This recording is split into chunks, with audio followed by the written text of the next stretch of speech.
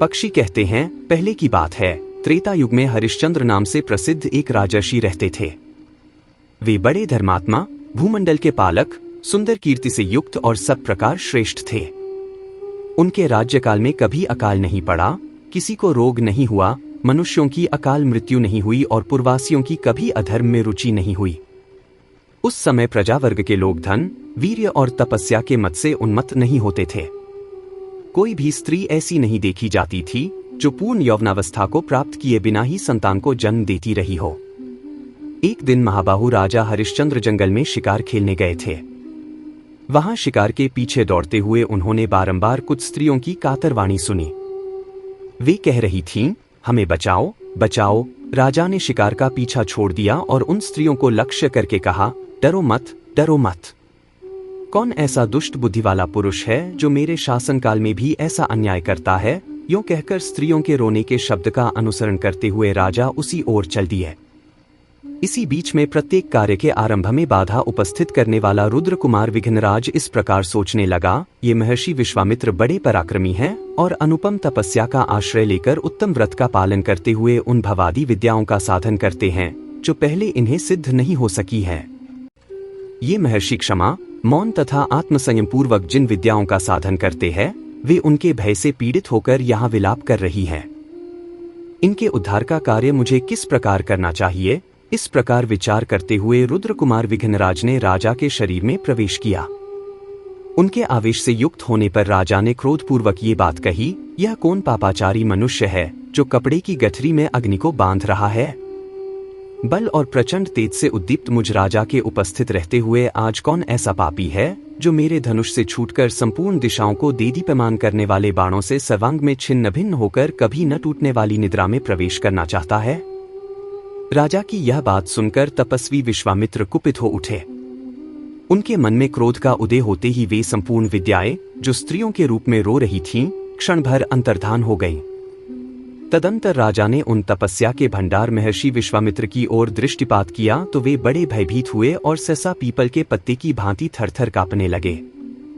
इतने में विश्वामित्र बोल उठे, ओ दुरात्मा, खड़ा तो रह। तब राजा ने विनयपूर्वक मुनि के चरणों में प्रणाम किया और कहा, भगवन, यह मेरा धर्म था।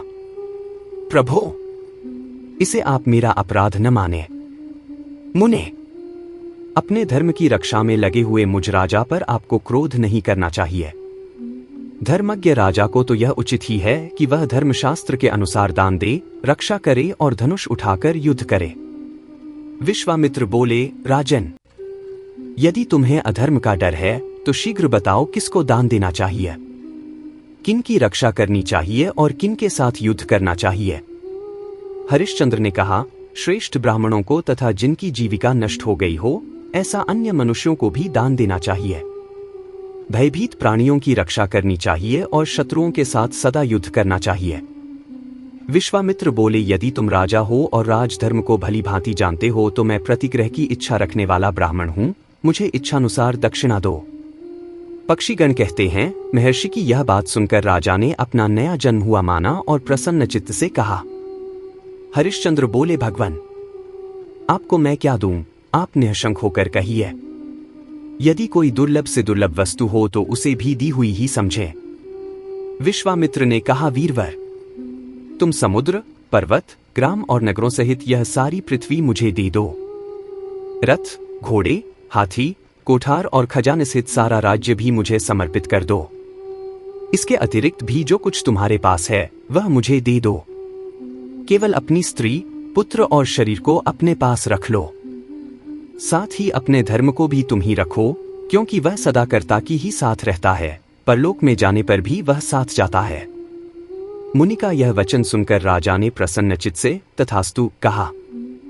हाथ जोड़कर उनकी आज्ञा स्वीकार की। उस समय उनके मुख पर शोक या चिंता का कोई चिन्ह नहीं था। विश्वामित्र बोले, राजर्षि, यदि तुमने अपना राज्य, पृथ्वी, सेना और धन आदि सर्वस्व मुझे समर्पित कर दिया तो मुझ तपस्वी के इस राज्य में रहते किसका प्रभुत्व रहा? हरिश्चंद्र ने कहा, ब्राह्मण, मैंने जिस समय यह पृथ्वी दी है उसी समय आप मेरे भी स्वामी हो गए। फिर आपके इस पृथ्वी के राजा होने की तो बात ही क्या है? विश्वामित्र बोले, राजन, यदि तुमने यह सारी पृथ्वी मुझे दान कर दी तो जहां जहां मेरा प्रभुत्व हो वहां से तुम्हें निकल जाना चाहिए। करधनी आदि समस्त आभूषणों का संग्रह यहीं छोड़कर तुम वल्कल का वस्त्र लपेट लो और अपनी पत्नी तथा पुत्र के साथ चले जाओ। बहुत अच्छा कहकर राजा हरिश्चंद्र अपनी पत्नी शैब्या तथा पुत्र रोहिताश्व को साथ ले वहां से जाने लगे। उस समय विश्वामित्र ने उनका मार्ग रोककर कहा, मुझे राजसूय यज्ञ की दक्षिणा दिए बिना ही तुम कहाँ जा रहे हो? हरिश्चंद्र बोले, भगवान, यह अकंटक राज्य तो मैंने आपको दे ही दिया, अब तो मेरे पास ये 3 शरीर ही शेष बचे हैं। विश्वामित्र ने कहा, तो भी तुम्हें मुझे यज्ञ की दक्षिणा तो देनी ही चाहिए। विशेषतः ब्राह्मण को कुछ देने की प्रतिज्ञा करके यदि न दिया जाए तो वह प्रतिज्ञा भंग का दोष उस व्यक्ति का नाश कर डालता है। राजन, राजसूय यज्ञ में ब्राह्मणों को जितने से संतोष हो उस यज्ञ की उतनी ही दक्षिणा देनी चाहिए। तुमने ही पहले प्रतिज्ञा की है कि देने की घोषणा कर देने पर अवश्य देना चाहिए, आताइयों से युद्ध करना चाहिए तथा आर्तजनों की रक्षा करनी चाहिए। हरिश्चंद्र बोले, भगवान, इस समय मेरे पास कुछ भी नहीं है, समयानुसार अवश्य आपको दूंगा। विश्वामित्र ने कहा, राजन, इसके लिए मुझे कितने समय तक प्रतीक्षा करनी होगी, शीघ्र बताओ। हरिश्चंद्र बोले, ब्रह्मर्षि, मैं 1 महीने में आपको दक्षिणा के लिए धन दूंगा। इस समय मेरे पास धन नहीं है, अतः मुझे जाने की आज्ञा दीजिए। विश्वामित्र ने कहा, नृपश्रेष्ठ, जाओ जाओ, अपने धर्म का पालन करो, तुम्हारा मार्ग कल्याणमय हो। पक्षी कहते हैं, विश्वामित्र ने जब जाओ कहकर जाने की आज्ञा दी तब राजा हरिश्चंद्र नगर से चले। उनके पीछे उनकी प्यारी पत्नी शैब्या भी चली, जो पैदल चलने के योग्य कदापि नहीं थी। रानी और राजकुमार सहित राजा हरिश्चंद्र को नगर से निकलते देख उनके अनुयायी सेवकगण तथा पूर्वासी मनुष्य विलाप करने लगे, हा नाथ, हम पीड़ितों का आप क्यों परित्याग कर रहे हैं? राजन, आप धर्म में तत्पर रहने वाले तथा पूर्वासियों पर कृपा रखने वाले हैं। राजर्षि, यदि आप धर्म समझें तो हमें भी अपने साथ ले चलें। महाराज, 2 घड़ी तो ठहर जाइए, हमारे नेत्र रूपी भ्रमर आपके मुखारविंद की रूप सुधा का पान कर ले, फिर हमें कब आपके दर्शन का सौभाग्य प्राप्त होगा। हाय, जिन महाराज के आगे आगे चलने पर पीछे से कितने ही राजा चला करते थे, आज उन्हीं के पीछे उनकी यह रानी अपने बालक पुत्र को गोद लेकर चल रही है। यात्रा के समय जिनके सेवक भी हाथियों पर बैठकर आगे जाते थे, वे ही महाराज हरिश्चंद्र आज पैदल चल रहे हैं। हा राजन, मनोहर भौहों, चिकनी त्वचा तथा ऊंची नासिका से सुशोभित आपका सुकुमार मुख मार्ग में धूलि से धूसरित एवं क्लेशयुक्त होकर न जाने कैसी दशा को प्राप्त होगा। नृपश्रेष्ठ, ठहर जाइए, यहीं अपने धर्म का पालन कीजिए। क्रूरता का परित्याग ही सबसे बड़ा धर्म है, विशेषतः क्षत्रियों के लिए तो यही सबसे उत्तम है।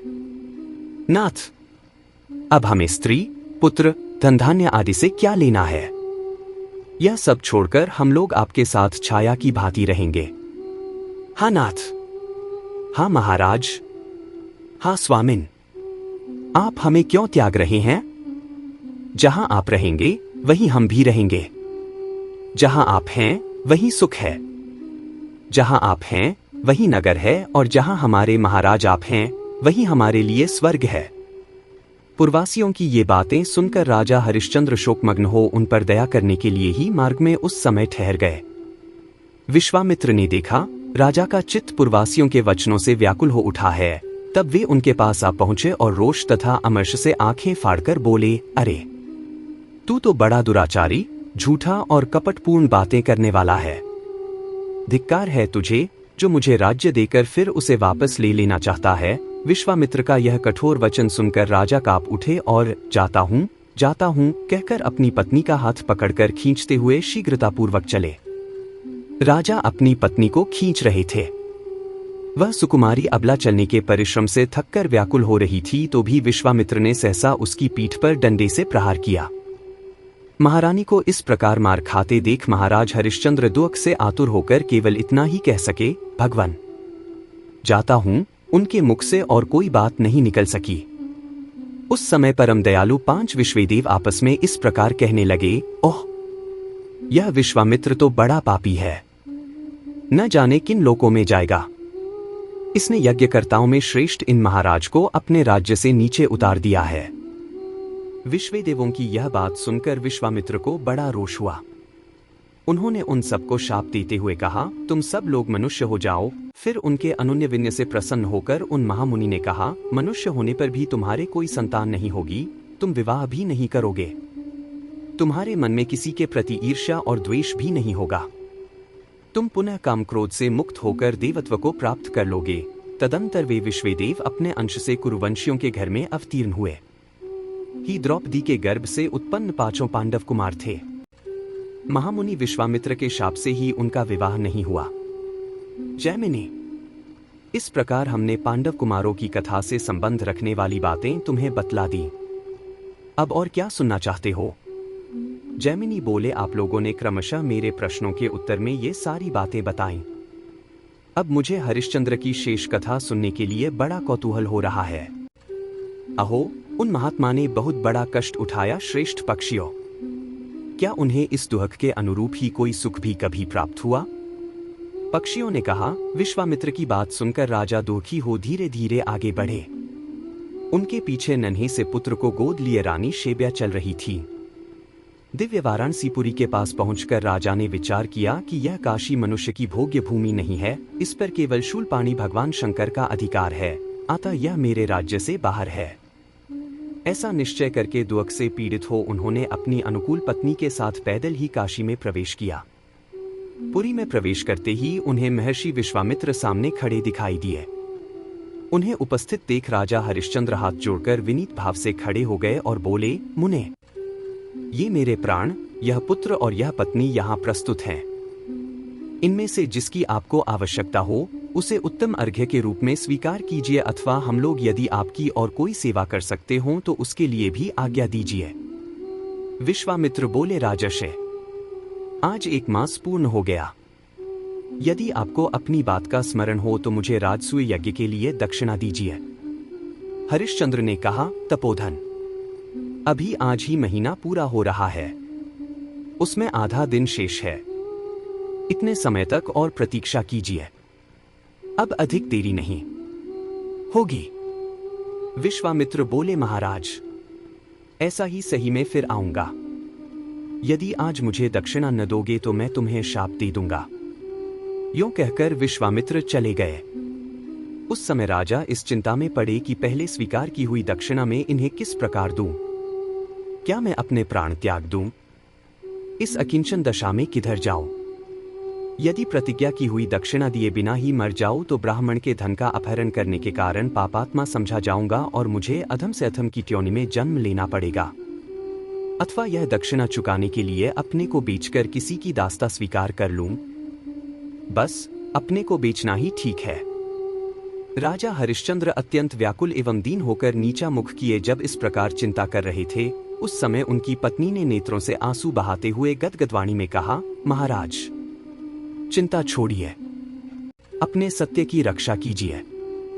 जो मनुष्य सत्य से विचलित होता है वह श्मशान की भांति त्याग देने योग्य है। नर श्रेष्ठ, पुरुष के लिए अपने सत्य की रक्षा से बढ़कर दूसरा कोई धर्म नहीं बतलाया गया है। जिसका वचन निरर्थक, मिथ्या हो जाता है, उसके अग्निहोत्र, स्वाध्याय तथा दान आदि संपूर्ण कर्म निष्फल हो जाते हैं। धर्मशास्त्रों में बुद्धिमान पुरुषों ने सत्य को ही संसार सागर से तारने के लिए सर्वोत्तम साधन बताया है। इसी प्रकार जिनका मन अपने वश में नहीं है, ऐसे पुरुषों को पतन के गर्त में गिराने के लिए असत्य को ही प्रधान कारण बताया गया है। कृति नाम के राजा 7 अश्वमेध और 1 राजसूय यज्ञ का अनुष्ठान करके भी एक ही बार असत्य बोलने के कारण स्वर्ग से गिर गए थे। महाराज, मुझसे पुत्र का जन्म हो चुका है। इतना कहकर रानी शैब्या फूट फूट कर रोने लगी। हरिश्चंद्र बोले, कल्याणी, यह संताप छोड़ो और जो कुछ कहना चाहती थी उसे साफ साफ कहो। रानी ने कहा, महाराज, मुझसे पुत्र का जन्म हो चुका है। श्रेष्ठ पुरुष स्त्री संग्रह का फल पुत्र ही बतलाते हैं।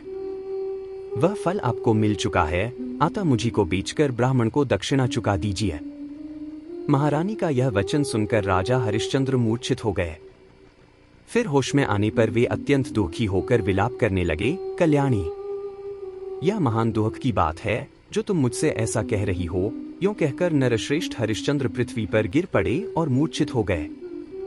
महाराज हरिश्चंद्र को पृथ्वी पर पड़ा देख रानी अत्यंत दुखित होकर बड़ी करुणा के साथ बोली, हाँ महाराज, यह किसका चीता हुआ अनिष्ट फल आपको प्राप्त हुआ? आप तो रंकु नामक मृग के रों से बने हुए कोमल एवं चिकने वस्त्र पर शयन करने योग्य हैं, किंतु आज भूमि पर पड़े हैं। जिन्होंने करोड़ों से भी अधिक गोधन ब्राह्मणों को दान दिया है, वे ही ये मेरे प्राणनाथ महाराज इस समय धरती पर सो रहे हैं। हाय, कितने कष्ट की बात है। अरे ओ दुर्देव, इन महाराज ने तेरा क्या बिगाड़ा था जो इंद्र और भगवान विष्णु के तुल्य होकर भी ये यहाँ मूर्छित दशा में पड़े हैं? इतना कहकर सुंदरी शैब्यापति के दुखों के असह्य बोझ से पीड़ित हो स्वयं भी गिरकर मूर्छित हो गई। इसी बीच में महातपस्वी विश्वामित्र जी भी आ धमके। उन्होंने राजा हरिश्चंद्र को मूर्छित होकर भूमि पर पड़ा देख उन पर जल के छींटे डाले और इस प्रकार कहा, राजेंद्र, उठो उठो, यदि तुम्हारी दृष्टि धर्म पर हो तो मुझे पूर्वोक्त दक्षिणा दे दो। सत्य से ही सूर्य तप रहा है, सत्य पर ही पृथ्वी टिकी हुई है। सत्य भाषण सबसे बड़ा धर्म है, सत्य पर ही स्वर्ग प्रतिष्ठित है। 1000 अश्वमेध और एक सत्य को यदि तराजू पर तोला जाए तो 1000 अश्वमेध से सत्य ही भारी सिद्ध होगा। राजन, यदि आज तुम मुझे दक्षिणा न दोगे तो सूर्यास्त होने पर तुम्हें निश्चय ही शाप दे दूंगा। इतना कहकर विश्वामित्र चले गए। इधर राजा हरिश्चंद्र उनके भय से व्याकुल हो उठे। सोचने लगे, हाय, मैं अधम कहाँ भाग कर जाऊं। उनकी दशा क्रूर स्वभाव वाले धनी से पीड़ित निर्धन पुरुष की सी हो रही थी। उस समय उनकी पत्नी ने फिर कहा, नाथ, मेरी बात मानकर वैसा ही कीजिए, अन्यथा आपको शापाग्नि से दग्ध होकर मरना पड़ेगा। जब पत्नी ने बार बार उन्हें प्रेरित किया, तब राजा बोले, कल्याणी, मैं बड़ा निर्दयी हूं। लो, अब तुम्हें बेचने चलता हूं। क्रूर से क्रूर मनुष्य भी जो कार्य नहीं कर सकते, वही आज मैं करूंगा। पत्नी से यूं कहकर राजा व्याकुलचित्त से नगर में गए और नेत्रों से आंसू बहाते हुए गदगद कंठ से बोले। राजा ने कहा, ओ नागरिकों, तुम सब लोग मेरी बात सुनो। क्या तुम मेरा परिचय पूछ रहे हो? लो, सुनो, मैं मनुष्य नहीं, अत्यंत क्रूर प्राणी हूं, क्योंकि अपनी प्राण प्यारी पत्नी को यहां बेचने के लिए आया हूं।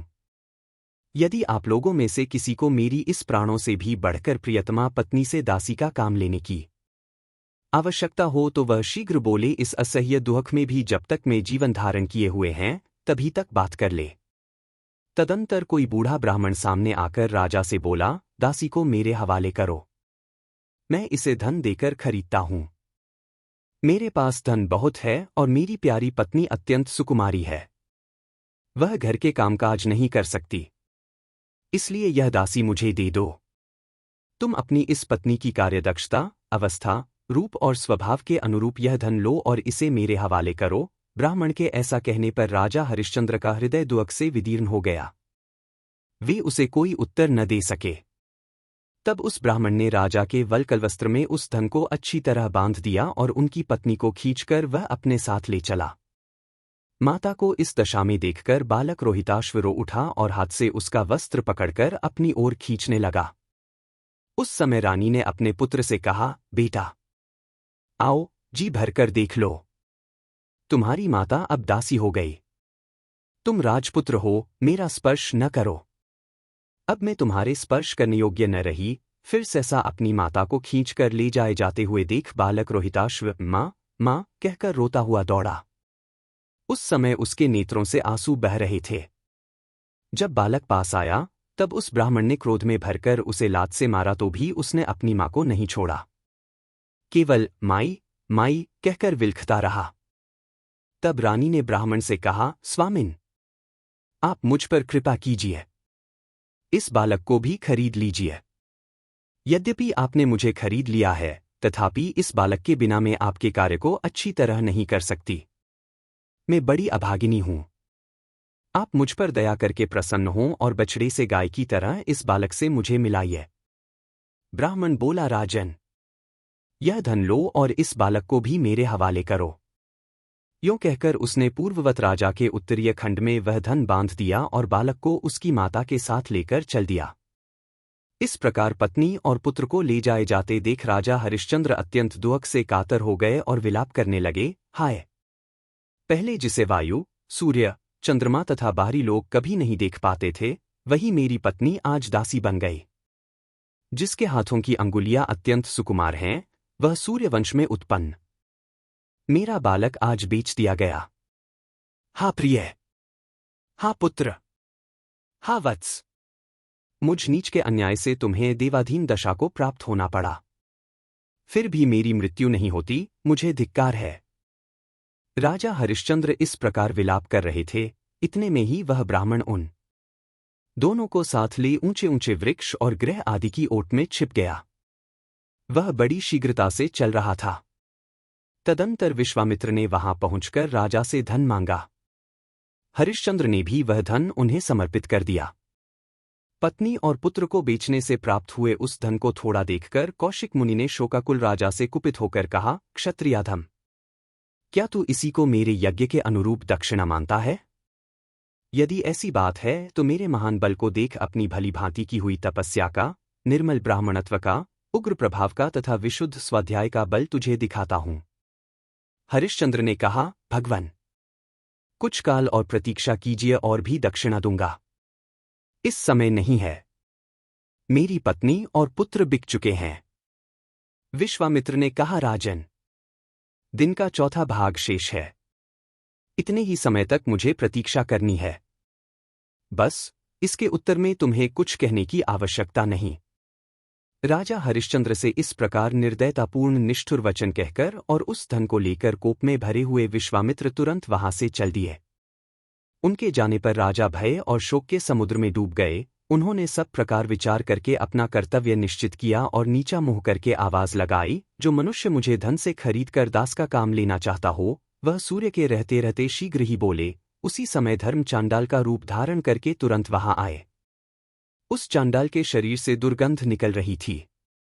विकृत आकार, रूखा बदन, दाढ़ी मूछें बढ़ी हुई और दांत निकले हुए थे। निर्दयता की तो वह मूर्ति ही था।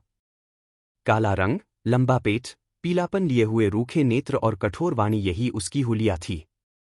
उसने झुंड के झुंड पक्षियों को पकड़ रखा था। मुर्दों पर चढ़ी हुई मालाओं से वह अलंकृत था। उसने एक हाथ में खोपड़ी और दूसरे में लाठी ले रखी थी। उसका मुंह बहुत बड़ा था। वह देखने में भयानक तथा बारंबार बहुत बकवाद करने वाला था। कुत्तों से घिरे होने के कारण उसकी भयंकरता और भी बढ़ गई थी। चांडाल बोला, मुझे तुम्हारी आवश्यकता है, तुम शीघ्र ही अपनी कीमत बताओ। थोड़े अथवा बहुत, जितने धन से तुम प्राप्त हो सको, उसे कहो। चांडाल की दृष्टि से क्रूरता टपक रही थी। वह बड़ी निष्ठुरता के साथ बातें करता था। देखने से अत्यंत दुराचारी प्रतीत होता था। इस रूप में उसे देखकर राजा ने पूछा, तू कौन है? चांडाल ने कहा, मैं चांडाल हूं। इस श्रेष्ठ नगरी में मुझे सब लोग प्रवीर के नाम से पुकारते हैं। मैं वध्य मनुष्यों का वध करने वाला और मुर्दों का वस्त्र लेने वाला प्रसिद्ध हैं। हरिश्चंद्र बोले, मैं चांडाल का दास होना नहीं चाहता। वह बहुत ही निंदित कर्म है। शापाग्नि से जल मरना अच्छा, किंतु चांडाल के अधीन होना कदापि अच्छा नहीं है। वे इस प्रकार कह ही रहे थे कि महान तपस्वी विश्वामित्र मुनि आ पहुंचे और क्रोध एवं अमर्ष से आंखें फाड़कर राजा से बोले, यह चांडाल तुम्हें बहुत सा धन देने के लिए उपस्थित है। उसे ग्रहण करके मुझे यज्ञ की पूरी दक्षिणा क्यों नहीं देते? यदि तुम चांडाल के हाथ अपने को बेचकर उससे मिला हुआ धन मुझे नहीं दोगे, तो मैं निःसंदेह तुम्हें शाप दे दूंगा।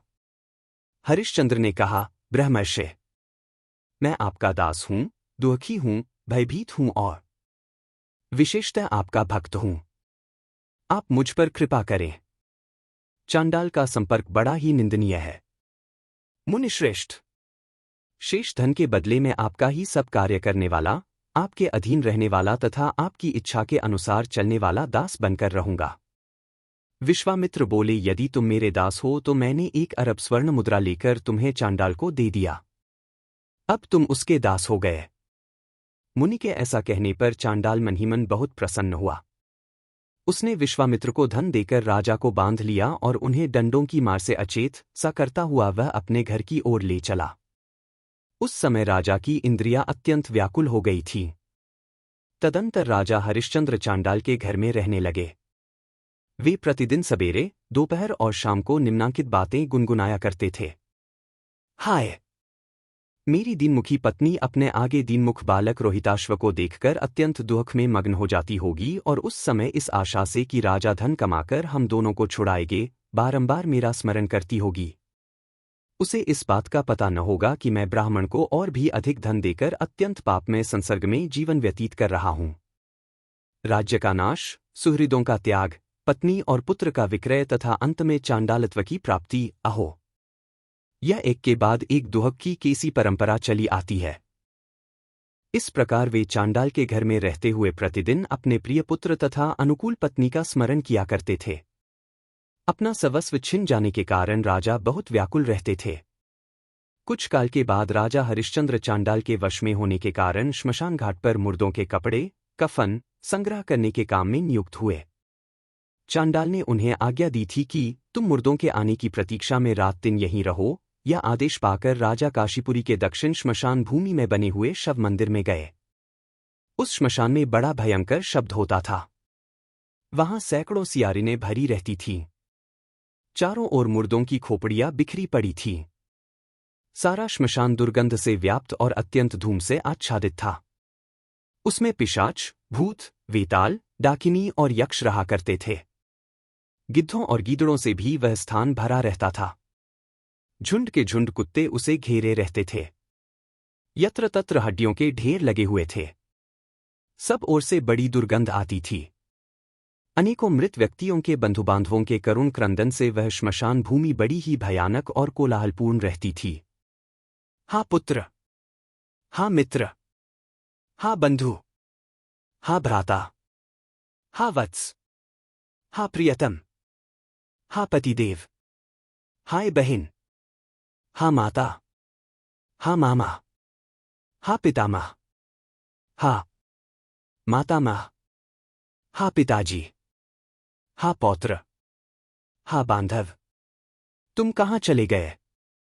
लौट आओ! इस प्रकार विलाप करने वालों की करुणापूर्ण ध्वनि वहां जोर जोर से सुनाई पड़ती थी।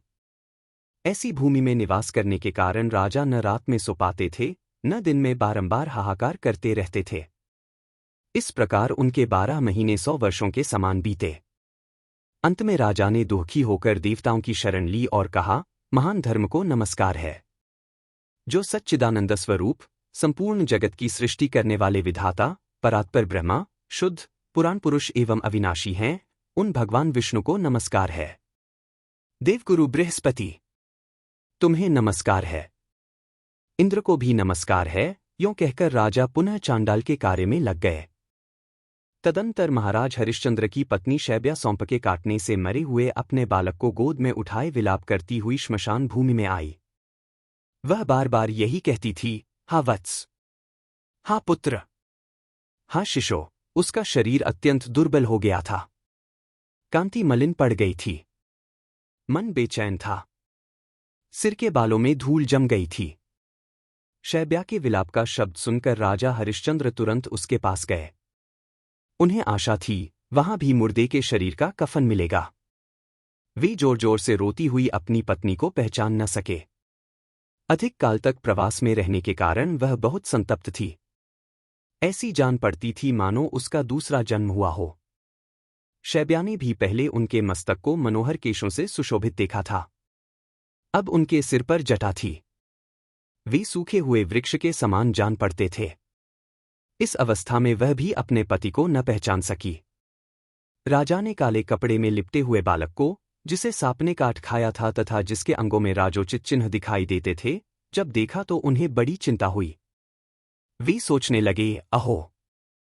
बड़े कष्ट की बात है, यह बालक किसी राजा के कुल में उत्पन्न हुआ था, किंतु दुरात्मा काल ने इसे किसी और ही दशा को पहुंचा दिया।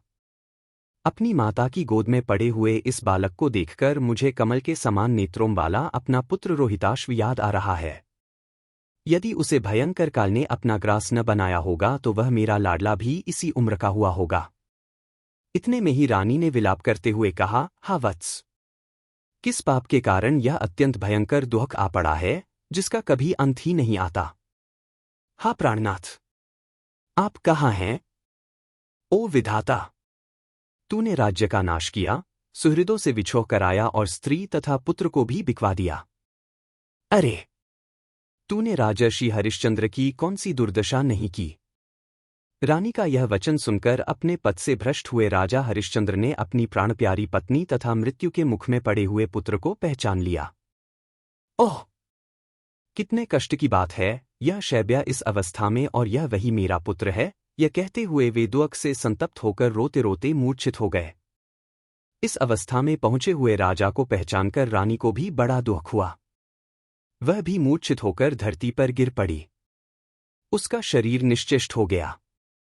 फिर थोड़ी देर बाद होश में आने पर महाराज और महारानी दोनों साथ ही साथ शोक के भार से पीड़ित एवं संतप्त हो विलाप करने लगे। जाने कहा, हा वत्स, सुंदर नेत्र, भौंह, नासिका और बालों से युक्त तुम्हारा यह सुकुमार एवं दीन मुख देखकर मेरा हृदय क्यों नहीं विदीर्ण हो जाता। हा बेटा, तुम मेरे अंग प्रत्यंग से उत्पन्न तथा मन और हृदय को आनंद देने वाले थे, किंतु मुझ जैसे दुष्ट पिता ने तुम्हें एक साधारण वस्तु की भांति बेच डाला। हाय, दुर्दैव रूपी क्रूर सर्प ने सब प्रकार के साधन और वैभव से पूर्ण मेरे महान राज्य का अपहरण करके अब मेरे पुत्र को भी काट खाया। दैव रूपी सर्प से डसे हुए अपने पुत्र के मुखकमल को देखते हुए भी मैं इस समय उसी के भयंकर विष के प्रभाव से अंधा हो रहा हूं। आंसू बहाते हुए गदगद कंठ से यूं कहकर राजा ने बालक को उठाकर छाती से लगा लिया और मूर्छा से निश्चेष्ट होकर पृथ्वी पर गिर पड़े। उस समय रानी इस प्रकार बोली, ये तो वही नरश्रेष्ठ जान पड़ते हैं। केवल स्वर से इनकी पहचान हो रही है। इसमें तनिक भी संदेह नहीं कि ये विद्वज्जनों के हृदय रूपी चकोर को आह्लादित करने वाले चंद्ररूप महाराज हरिश्चंद्र ही हैं, किंतु वे महाराज इस समय श्मशान में कैसे आ पहुंचे। अब शैब्या पुत्र शोक को भूलकर गिरे हुए पति को देखने लगी। पति और पुत्र दोनों की चिंता से पीड़ित, विस्मित एवं दीन हुई रानी जब पति की दशा का निरीक्षण कर रही थी, उस समय उसकी दृष्टि अपने स्वामी के उस दंड पर पड़ी, जो बहुत ही घृणित एवं चांडाल के धारण करने योग्य था। यह देखते ही वह बेहोश होकर गिर पड़ी। फिर धीरे धीरे जब चेत हुआ तो गदगद वाणी में कहने लगी, ओ देव, तूने देवता के समान कांतिमान इन महाराज को चांडाल की दशा को पहुंचा दिया। तूने इनके राज्य का नाश, सुहृदों का त्याग और स्त्री पुत्र का विक्रय कराकर भी इन्हें नहीं छोड़ा। आखिर इन्हें राजा से चांडाल बना दिया। हा राजन, आज मैं आपके पास छत्र, झारी, च्वर और व्यजन कुछ भी नहीं देखती। यह विधाता का कैसा विपरीत भाव है।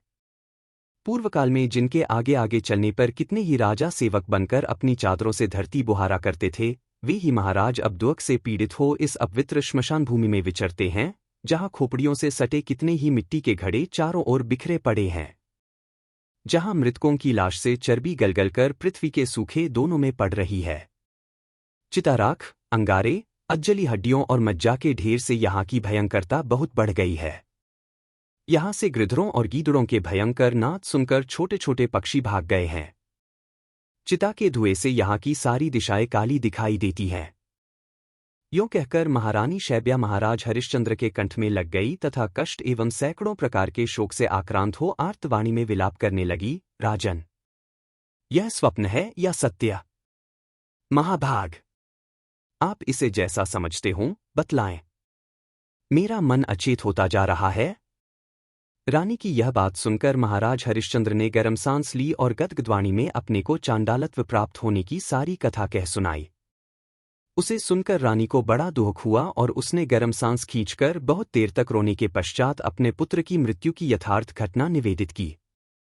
पुत्र के मरने की बात सुनकर राजा पुनः पृथ्वी पर गिर पड़े और विलाप करते हुए बोले, प्रिय, अब मैं अधिक दिनों तक जीवित रहकर क्लेश भोगना नहीं चाहता, परंतु मेरा अभाग्य तो देखो, मेरा आत्मा भी मेरे अधीन नहीं है। तुम मेरे अपराध को क्षमा करना। मैं आज्ञा देता हूं, तुम ब्राह्मण के घर चली जाओ।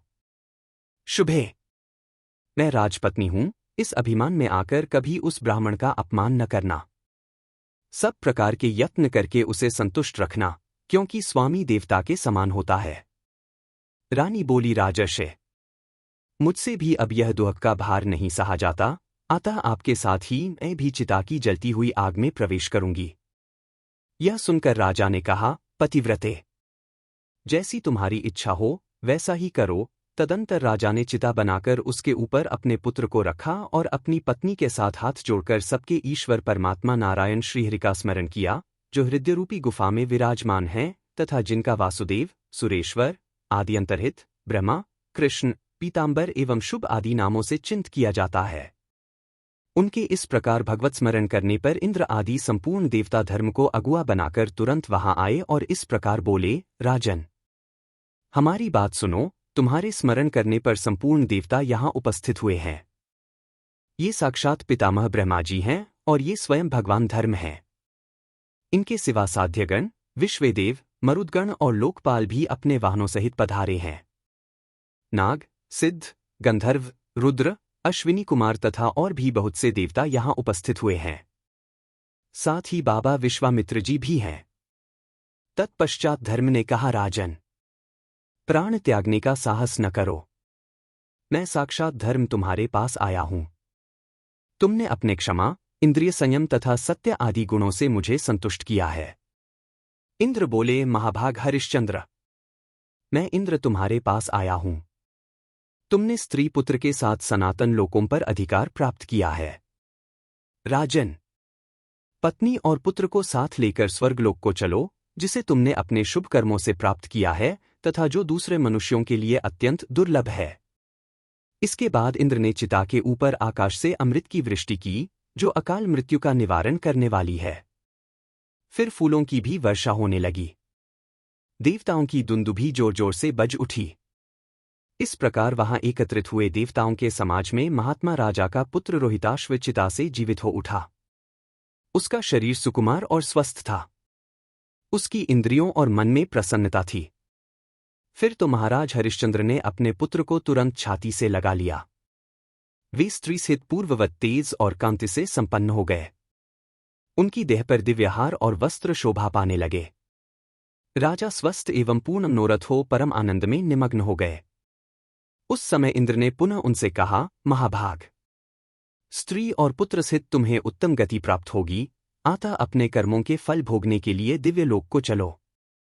हरिश्चंद्र ने कहा, देवराज, मैं अपने स्वामी चांडाल की आज्ञा लिए बिना तथा उसके ऋण से उद्धार पाए बिना देवलोक को नहीं चल सकूंगा। धर्म बोले, राजन, तुम्हारे इस भावी संकट को जानकर मैंने ही माया से अपने को चांडाल के रूप में प्रकट किया तथा चांडालत्व का प्रदर्शन किया था। इंद्र ने कहा, हरिश्चंद्र, पृथ्वी के समस्त मनुष्य जिस परमधाम के लिए प्रार्थना करते हैं, केवल पुण्यवान मनुष्य को प्राप्त होने वाले उस धाम को चलो। हरिश्चंद्र बोले, देवराज, आपको नमस्कार है। मेरा यह वचन सुनिए। आप मुझ पर प्रसन्न हैं, अतएव मैं विनीत भाव से आपके सम्मुख कुछ निवेदन करता हूं। अयोध्या के सब मनुष्य मेरे विरह शोक में मग्न हैं। आज उन्हें छोड़कर मैं दिव्यलोक को कैसे जाऊंगा? ब्राह्मण की हत्या, गुरु की हत्या, गौ का वध और स्त्री का वध, इन सबके समान ही भक्तों का त्याग करने में भी महान पाप बताया गया है। जो दोष रहित एवं त्यागने के अयोग्य भक्त पुरुष को त्याग देता है, उसे इहलोक या परलोक में कहीं भी सुख की प्राप्ति नहीं दिखाई देती। इसलिए इंद्र, आप स्वर्ग को लौट जाइए। सुरेश्वर, यदि अयोध्यावासी पुरुष मेरे साथ ही स्वर्ग।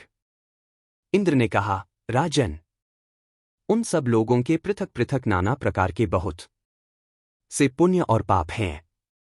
फिर तुम स्वर्ग को सबका भोग्य बनाकर वहां कैसे चल सकोगे? हरिश्चंद्र बोले, इंद्र, राजा अपने कुटुंबियों के ही प्रभाव से राज्य भोगता है। प्रजावर्ग भी राजा का कुटुंबी ही है। उन्हीं के सहयोग से राजा बड़े बड़े यज्ञ करता, पोखरे खुदवाता और बगीचे आदि लगवाता है। यह सब कुछ मैंने अयोध्यावासियों के प्रभाव से किया है। अतः स्वर्ग के लोभ में पड़कर मैं अपने उपकारियों का त्याग नहीं कर सकता। देवेश, यदि मैंने कुछ भी पुण्य किया हो, दान, यज्ञ अथवा जप का अनुष्ठान मुझसे हुआ हो, उन सबका फल उन सबके साथ ही मुझे मिले, उसमें उनका समान अधिकार हो। ऐसा ही होगा। यों कहकर त्रिभुवनपति इंद्र, धर्म और गाधिनंदन विश्वामित्र मन ही मन बहुत प्रसन्न हुए। लोगों पर अनुग्रह रखने वाले देवेंद्र ने स्वर्गलोक से भूतल तक करोड़ों विमानों का तांता बांध दिया। फिर चारों वर्णों और आश्रमों से युक्त अयोध्या नगर में प्रवेश करके राजा हरिश्चंद्र के समीप ही देवराज इंद्र ने कहा, प्रजाजनों, तुम सब लोग शीघ्र आओ। धर्म के प्रसाद से तुम सब लोगों को अत्यंत दुर्लभ स्वर्गलोक प्राप्त हुआ है। इंद्र की यह बात सुनकर महाराज हरिश्चंद्र की प्रसन्नता के लिए महातपस्वी विश्वामित्र ने राजकुमार रोहिताश्व को परम रमणीय अयोध्यापुरी में ला वहां राज्य सिंहासन पर अभिषिक्त कर दिया। देवताओं, मुनियों और सिद्धों के साथ रोहिताश्व का राज्याभिषेक करके राजा सहित सभी बंधु बांधव बहुत प्रसन्न हुए। उसके बाद वहां के सब लोग अपने पुत्र भृत्य और स्त्रियों सहित स्वर्गलोक को चले। वे पग पग पर एक विमान से दूसरे विमान पर जा पहुंचते थे। विमानों के सहित यह अनुपम ऐश्वर्य पाकर महाराज हरिश्चंद्र बहुत प्रसन्न हुए। स्वर्ग में नगर के आकार वाले सुंदर विमानों में, जो परकोटों से सुशोभित था, महाराज हरिश्चंद्र विराजमान हुए। उनकी यह समृद्धि देखकर सब शास्त्रों का तत्व जानने वाले दैत्याचार्य महाभाग शुक्र ने इस प्रकार उनका यशोगान किया, अहो! क्षमा का कैसा महात्म्य है! दान का कितना महान फल है, जिससे हरिश्चंद्र अमरावतीपुरी में आए और इंद्रपद को प्राप्त हुए। पक्षीगण कहते हैं, जैमिनी जी, राजा हरिश्चंद्र का यह सारा चरित्र मैंने आपसे वर्णन किया। दुख में पड़ा हुआ जो मनुष्य इसका श्रवण करता है, वह महान सुख पाता है। इसके श्रवण से पुत्रार्थी को पुत्र, सुखार्थी को सुख, स्त्री की इच्छा रखने वाले को स्त्री और राज्य की कामना वाले को राज्य की प्राप्ति होती है। उसकी संग्राम में विजय होती है और वह कभी नरक में नहीं पड़ता।